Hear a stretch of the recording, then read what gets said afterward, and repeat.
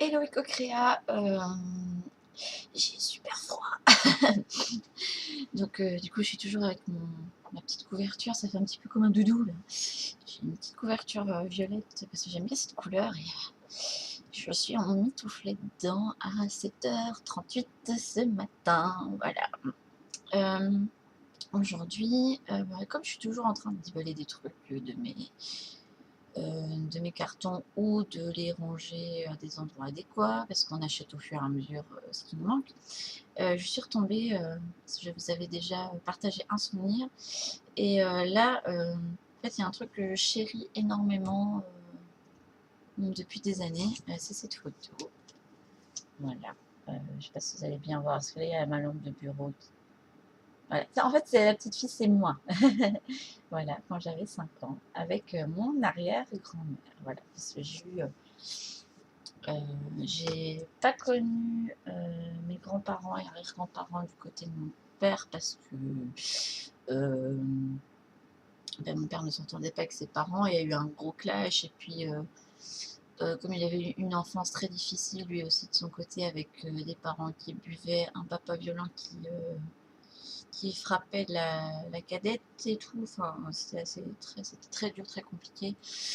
Du coup, je les ai pas connus et j'ai quand même eu la chance de connaître mes deux grands-parents du côté maternel, donc ma grand-mère et mon grand-père. Mon grand-père est décédé quand j'avais 26 ans, je crois, à peu près. Euh, Même, non, plus tard, je pense. Il est décédé en 2010. Je n'ai pas calculé parce que là, j'ai pas la tête à ça. Et j'ai eu la chance donc du coup de connaître mon arrière-grand-mère vu que ma maman m'a eu tôt. Elle avait 20 ans quand elle m'a eu, enfin elle allait avoir 20 ans. Euh, sur la photo, mon arrière-grand-mère devait avoir 85 ans, quelque chose comme ça. Et moi j'en avais 5. C'est une photo que j'aime beaucoup parce que je sais pas, il y a énormément de choses qui se passent dans ce regard-là. Et puis c'est une photo que ma grand-mère et puis ma maman aiment beaucoup aussi. Je vous la montre parce que je pense souvent à mon arrière-grand-mère. Et c'est grâce à elle, en fait, que je me suis tournée vers tout ce qui était spirituel. Puisque, en fait, à son décès, quand elle avait 94 ans, moi j'allais en avoir 13 ou 14, je ne sais plus exactement. Elle était morte le lundi de Pâques, je crois, d'une embolie pulmonaire. Et en fait, déjà avant qu'elle ne meure, je le sentais.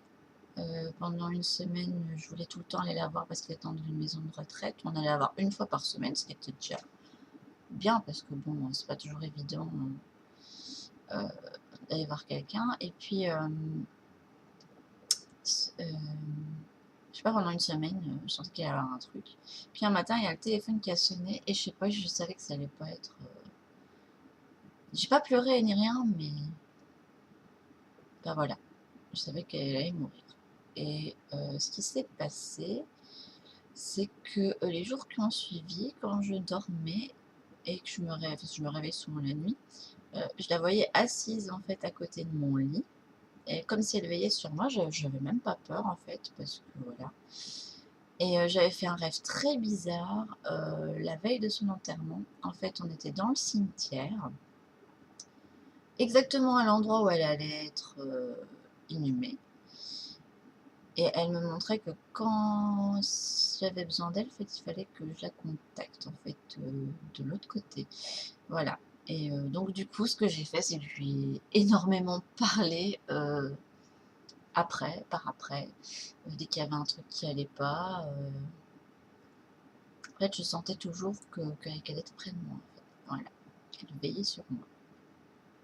Voilà. C'est quelqu'un que je peux pas dire que je la connais énormément. Il y a des choses que j'ignore sur elle, hein, mais c'est quelqu'un que j'ai toujours profondément respecté. Je sentais bien que c'était quelqu'un de bien, qui a traversé énormément d'épreuves et je me rends compte qu'il y a certaines la blessure d'abandon, c'est peut-être dû à elle en fait. Entre autres, hein, je dis pas que j'ai pas vécu ça à d'autres moments, mais peut-être que il y a un truc du transgénérationnel qui est passé. C'est mon arrière-grand-mère a vécu beaucoup de pertes.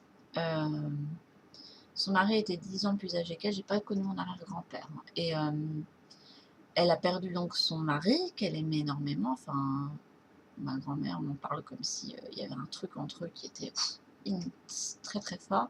Elle a perdu son deuxième enfant, donc son fils André. Je sais plus comment il est mort, c'était à la guerre ou c'était un accident. Je crois que c'était un accident de moto, je sais plus, ça que je redemande à ma grand-mère.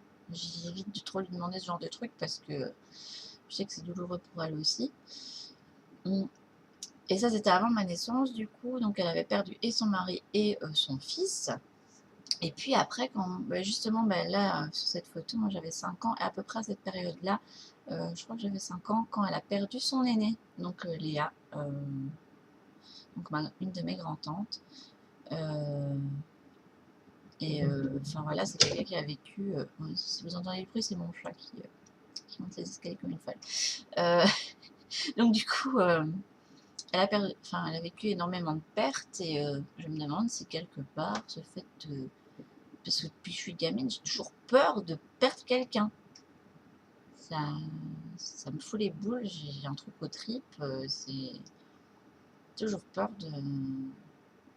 de subir en fait la mort, la perte de quelqu'un et puis d'en être complètement perdu.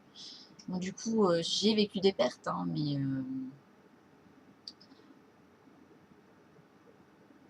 bon, je sais pas si c'est dû à ça. Donc du coup, là, j'ai fait une méditation ce matin. En plus de mon soin énergétique, j'ai fait une méditation sur le transgénérationnel et bah, ça fait du bien.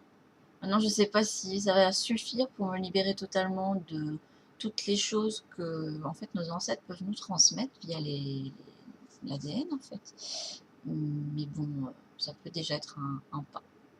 Voilà, j'avais envie de vous partager cette photo parce qu'elle me tient à cœur. Puis regarde, Patricia, si tu regardes la vidéo, j'ai pas trop dépassé. C'est 7 minutes 17 là que je vois. Donc du coup, je vous laisse. Comme ça, la vidéo sera pas trop longue. Et je vous souhaite un magnifique week-end parce que je crois qu'on se reverra pas avant lundi. Bisous, bisous.